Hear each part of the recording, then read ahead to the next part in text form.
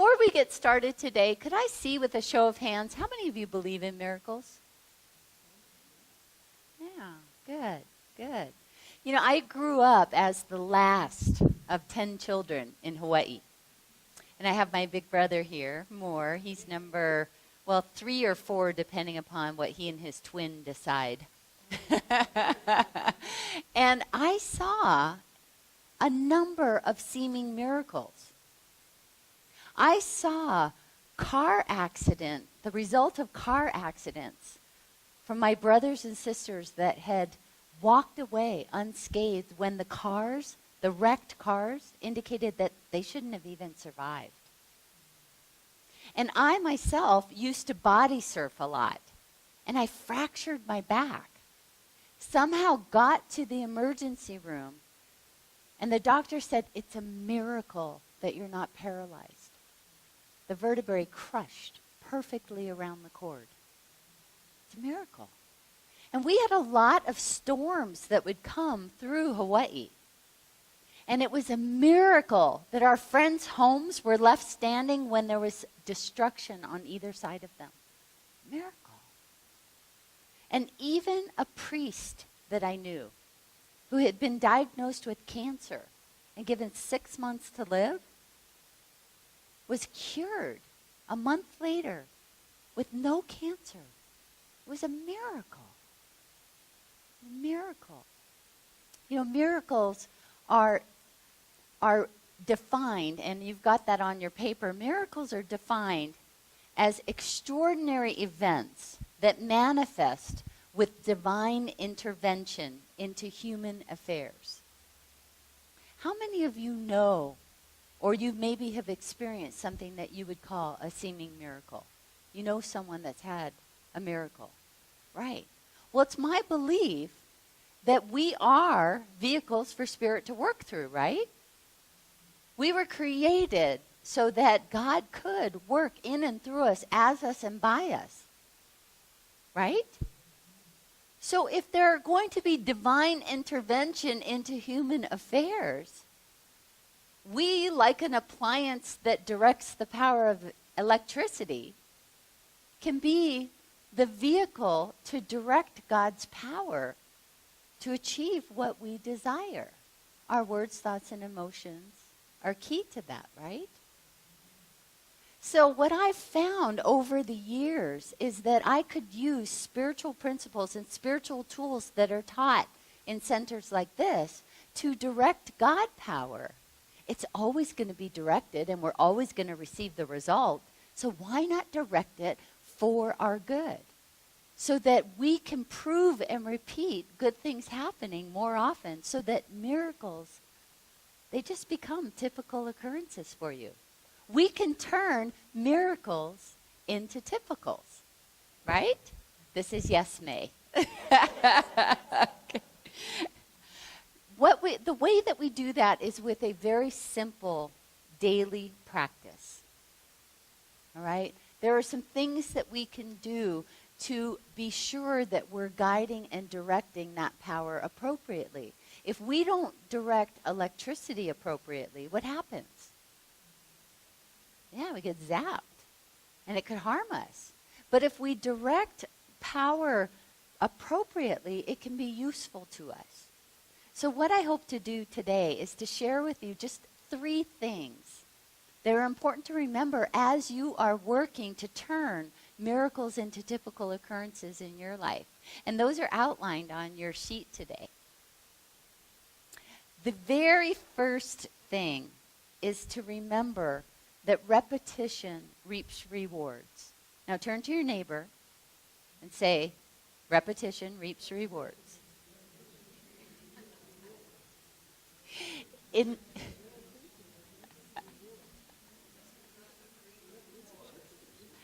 1994, I told this story the last time I was here, but it's worth repeating. In 1994, I had been using this repetitive process, which I describe in my book, The Path to Wealth, and also in the workshop. So we're going to get a chance to practice that today in the workshop. But I describe a repetitive process that is very efficient. It takes like 25 minutes every morning. But this repetitive process is focusing this power on what you desire. Okay? So I had a goal for a physically fit, trim, toned, energetic, healthy body that is pain-free and easily moves through life. Okay? And I was in a business meeting and had this picture of my sister's face in my mind's eye. Anybody ever have a strong thought come into your head? Well, that's one of the ways that God, as your chief spiritual officer or the ultimate advisor in your life, will guide you and direct you through thoughts and feelings and instincts and messages, or that sign about seeing this is the future home. You saw that. You knew that was your sign, even if no one else could see it. Okay? So we get these intuitive messages, and I chose to call the ultimate advisor, the all-knowing power of the universe. I actually gave it a title called the Chief Spiritual Officer, because I'm a CEO and I surround myself with people whose advice I value, like a Chief Financial Officer, a Chief Operations Officer, and so on. And I decided I wanted God to be the ultimate advisor in my life, that Spirit knew everything about everything and could guide me and direct me as long as I was directing God's power appropriately. So I gave it a title, Chief Spiritual Officer, or CSO for short.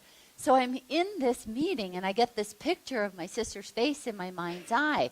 That's a way that you're being directed along a path to achieve your goals. So I went ahead and stopped by her office, and she was so excited to see me. She had a computer problem that she needed help with, and I could fix for free.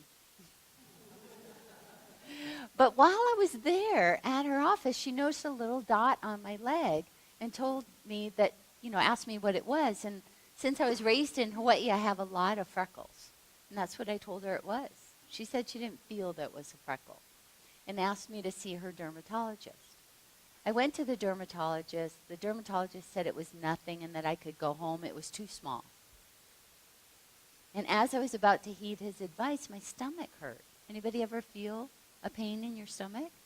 Something's trying to get your attention. God's trying to get your attention. So I knew that I needed to tell the doctor, I'm sorry, I don't mean to be disrespectful, but you have to cut that off. I came back a week later to a diagnosis of cancer, malignant melanoma, Clark's level 3. Now the miraculous part in all of this is that I was guided to my perfectly healthy body, my goal. I was directing God power, and it showed up in messages to guide me. I did not have to have any future treatment. It was caught early enough. It was a miracle, because any doctor would tell you that that was nothing to be concerned about. It was a miracle. We all have access to this, but we have to use the tools of our words, thoughts, and emotions on a repetitive basis in order to allow that power to mirror back to us, as Ernest Holmes says. As we put in our desires and our desired outcomes, the Spirit mirrors back to us the steps that we need to take to make it so. You have that access to that power. And it's really easy, really, really simple. I wish I could make it more difficult, because I think people would do it if it was really difficult. But all you have to do is every single day stay focused in a repetitive way on the outcomes that you desire. So instead of saying, wow, I hope I'm healthy. Wow, I really want to lose 10 pounds. What you want to do is describe it in your writing, in your reading out loud, and in your imagination. Yourself being in the completed goal.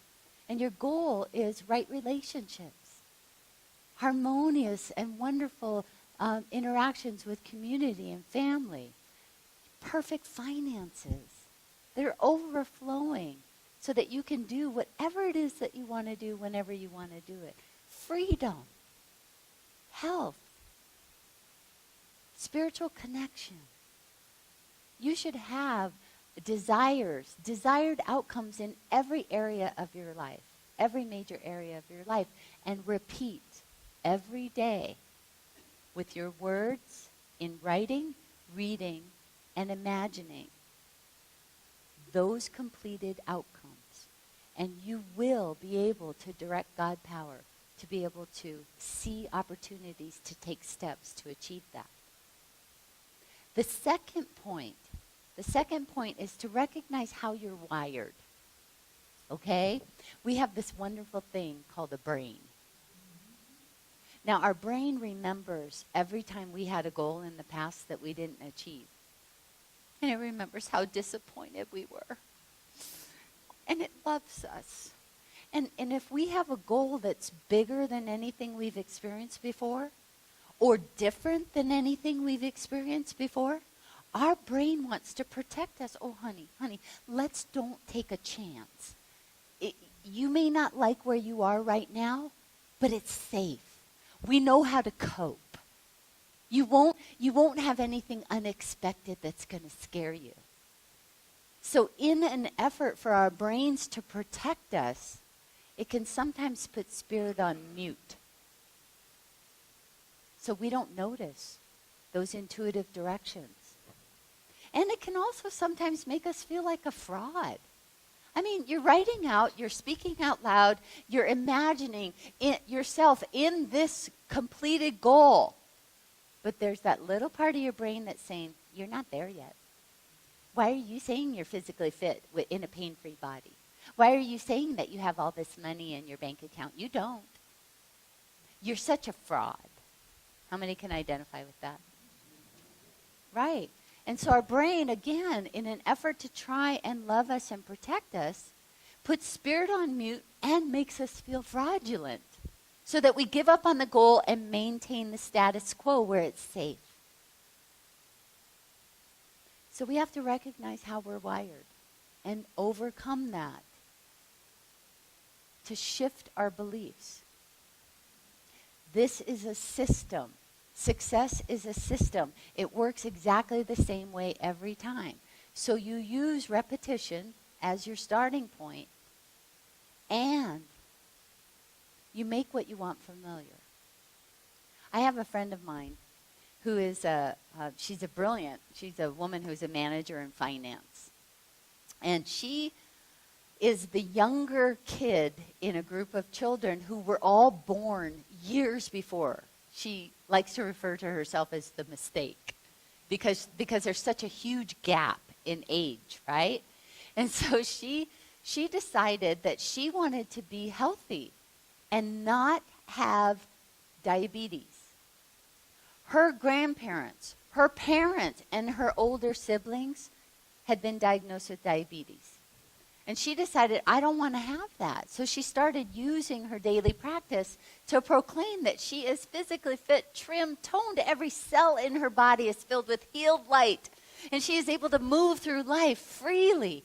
She loves her body. She loves her health, okay, every day. And she's feeling fraudulent. She had been told every day since she was a little kid, diabetes is hereditary. You're going to have diabetes. We all get diabetes. You're going to have it too. But that wasn't the good that she wanted. And she knew God was more powerful than her family medical history. So she had to do some things in order to make what she wanted familiar and shift that belief.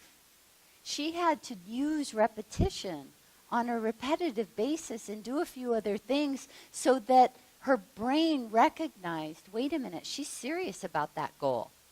She's serious about this. She believes that it's possible to avoid having diabetes. Once her belief shifted into one of possibility, the brain put spirit off of mute. And all sorts of leads started to come in. People would walk up to her who she'd never met before and introduce themselves and recommend this great healthy program that they were using. Other people would invite her to go for walks and hikes. She never was invited to go on walks and hikes before. In a matter of about 6 months, she had lost over 30 pounds. She went to a checkup at her doctor's, and the doctor said, honey, if you are doing this well and you're that serious about your health, there's no reason that you need to be diagnosed with diabetes. You could completely avoid this. She was able to have a miracle. First person in her family that had not been diagnosed with diabetes. So, understanding that repetition can help you shift beliefs is important. Shifting that belief to possibility, very important. And the third and final point is that you want to make what you want familiar and welcome into your life.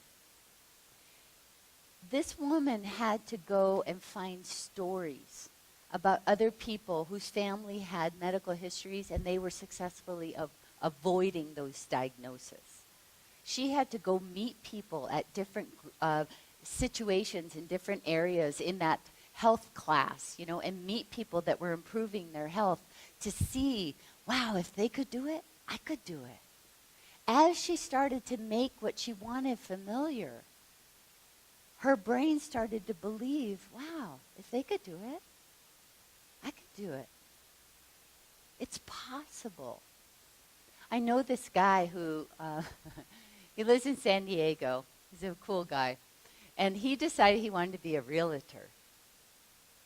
So he got his license and he hung it in a real estate office. And after about 8 months, he let me know that he was going to quit being a real estate agent. I asked him why. He says, in the first 8 months of doing this, the very few clients that I've had have run me ragged. I calculated that the amount of time that I spent compared to the amount of money that I made, I could have made more money being a barista at Starbucks and probably had a lot more fun doing it. And I said, well, don't give up yet. Don't give up yet. Keep writing, keep reading, keep doing the daily practice that we're going to practice in the workshop this afternoon. Keep doing it. And go to networking events. Go find stories about other people that came from nothing and then became successful real estate agents. Make what you want familiar to you. Make it seem possible so that your brain will take spirit off mute and allow those intuitive directions to come through and give you steps to take towards your goal. So he agreed, and he did this for several months. And finally, he was at this one networking event, and he met this really successful real estate guy, and all of a sudden it clicked. Wow, he came from even less of nothing than I came from. And look at him today. Wow, if he could do it, I could do it. Bam. His brain took spirit off mute, and all sorts of intuitive directions started showing up. And one of them was this very strong thought to contact surf shops and corporations in the San Diego area that had executives who liked to surf. You see, he used to compete in surfing when he was younger. And in his surfing, he had to take a lot of risks. He was able to figure out how to correlate the risk-taking in surfing and apply it to risk-taking in business. And he was a very entertaining guy. So he put together a talk, and he offered to come and speak for free at these surf shops and at these corporations. And some of the corporations had executives that remembered when he used to compete. And they said yes. I mean, who turns down free, right? As he was doing this, he started to meet people. And he's a nice guy, a likable guy. And they started referring business to him. And then when they needed a real estate agent, they started giving business to him. I'm happy to report he not only met his financial goals for being a successful real estate agent, he went way beyond that and has even bigger goals today. But here's the best part. God always wants to give us more than we ask for. God always wants to allow us to receive even more than we imagined we wanted. And he got a whole new group of friends that he could go surfing with on a weekly basis. Whole bunch of new friends. It was a miracle. It was a miracle. Just a great, great miracle. So, one of the things that is a quote that's on your sheet is from one of my absolute favorite authors. Her name is Florence Scovel Shinn, and she published a little book called The Game of Life in 1925. And she said that we can't always control our thoughts, but we can control our words. And through repetition, we impress our subconscious and then become masters of every situation. We become masters of situations. Can any of you remember when you learned to read? Do you remember sounding out each letter and putting it into a word and putting it into a sentence and a story? Aren't you able now, through repetition and mastering, aren't you able to just skim entire pages and get the same understanding? How about when you learned to ride a bike? Do you remember that? You had to, I don't know about you, but I crashed. I crashed lots of times, and I'd watch my brothers and sisters on two wheels and balance, and I was really nervous. Every single day I practiced and practiced and crashed and practiced. And eventually I got to ride a bike successfully. And now I can get on a bike and I never think about balance. I just do it. Right? And how many of you remember learning to type? Who came up with that crazy keyboard? It's not even in alphabetical order. But you probably know some teenagers who can type faster than you can talk, don't you? They've mastered the situation through practice. There are lots of systems out there that teach us how to use repetition. Right? In business, managers often get their team together to revisit their goals on a daily basis, and then they measure their success against them. And professional athletes and professional musicians, what do? They practice. They mentally and physically practice every single day to be at the top of their performance. And in spiritual and religious organizations, what do? We pray without ceasing. We have confidence and faith that we put forward on a daily basis. We use science of mind treatment process. We chant repeatedly to get to that place where we connect with the one. What I've done in my daily practice is I've taken what's been successful in every area of those traditions and applied it in a very simple, easy to understand practice that I can do in 25 minutes every morning. Keeping your goals at the front of your mind when you start your day ends up helping you to see more possibilities. And if your goal is bigger than anything you've ever experienced before, making what you want familiar and welcome helps to welcome that into your life along with the repetitive behavior. Okay? You can do this. This is not difficult. You can be the vehicle for God to work through, and why not design your divine plan for your life in accordance with using these spiritual principles effectively to achieve what you want? Because here's a secret. You know, success is a system, not a secret, but here is the secret that people forget. Whatever we're putting our attention on, whether it's something we want or whether it's something we don't want, will manifest. So why not be intentional and focus it deliberately on what you want? So in closing, what I'd love to do is to be able to have us to read together what Ernest Holmes says about this wonderful partnership. So let's go ahead and read that. Today, I accept with joy and gratitude the divine promises of riches, abundance, and success.